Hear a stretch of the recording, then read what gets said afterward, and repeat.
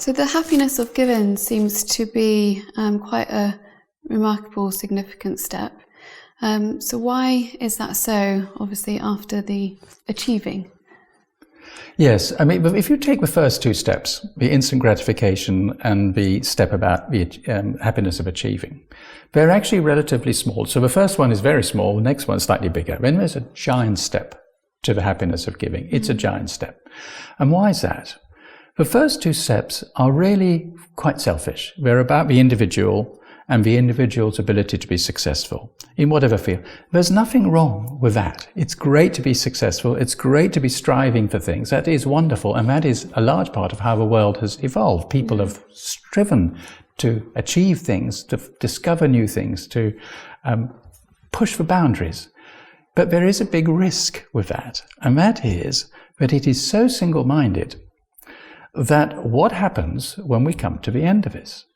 So if we take a successful business person and then they retire, unless they've actually thought about what they're going to do next, which many don't have time to do, or they will say they don't have time to do, they will go into depression. They will be very concerned. And many of the people we have coached and mentored are people in exactly that state. Yes. They have reached the end of their career, and then they suddenly realize there's a huge vacuum because their whole life was on that single goal. I think the statistic is 27% of sports people who have been successful, when they reach the end of their ability to continue with their sports, get depression. Yeah. That's clinical depression. It's a what now? Yes, what to do now. Yeah. And so the first point is that people need to understand that the single goal, and they need a single goal to win an Olympic gold medal, brings with it a huge number of sacrifices. Those sacrifices are very painful. They don't see their families. Their marriages often break up. They are spending their entire life on one thing and one thing only. They've missed out on seeing their children grow up. I mean, the sacrifices are enormous.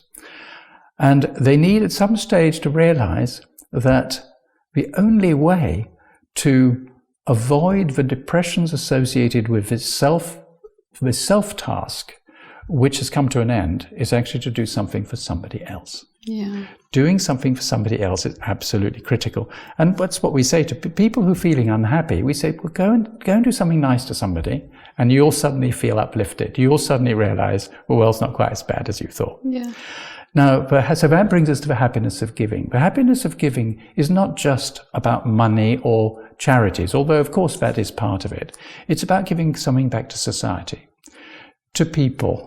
Just a smile is giving something back, just an acknowledgement, a recognition, helping somebody. That is actually giving. You're giving of yourself. And if you look at the people like Mother Teresa, they gave their lives, they sacrificed their lives, and they were very happy doing it. Yeah. So the paradox is that by doing something for somebody else, in other words, the unselfish act, gives you a greater sense of achievement and happiness than anything you strove to do before. Yeah. That's why that is a giant step, because it's very difficult to get your mind around it and to be authentic in doing it. You can play games, but being authentic is quite difficult. Yeah. It's almost like a lot of the religious texts talk about this moment where you almost have a rebirth. It's, I've achieved this, and now what do I want to give to somebody else? And that moment is so transformative. Yes. So yes, it is, and it's a sudden awakening to the fact that we have to change our world. We have to change the world that we see and the perceptions that we see. Yeah. And actually, it's beautiful to suddenly realize that you can do something nice for somebody else and create a nicer world. It's got more compassion in it, more friendship, more love in it, which is one of the ways in which you're giving back. You're giving back to your world. You give back to your family, give back to your children. Yeah. And that creates wonderful opportunities for being happy. Yeah, it comes from self to selfless. Absolutely. The selfishness of my own achievement has to become, I want to do something for somebody else and help them through whatever it is, whether it's hardships or whether it's opportunities, whatever it is. If I can manage to do that, then I'm not searching for happiness. The happiness will come simply from the acts of doing it. Yeah. And even on a broader scale, we sort of think life is just about us and our bubble. And when we sort of come from that step of achieving outside the bubble, we're then looking at the world and we're able to see what is actually happening in the world. With Syria and things that are very, very detrimental.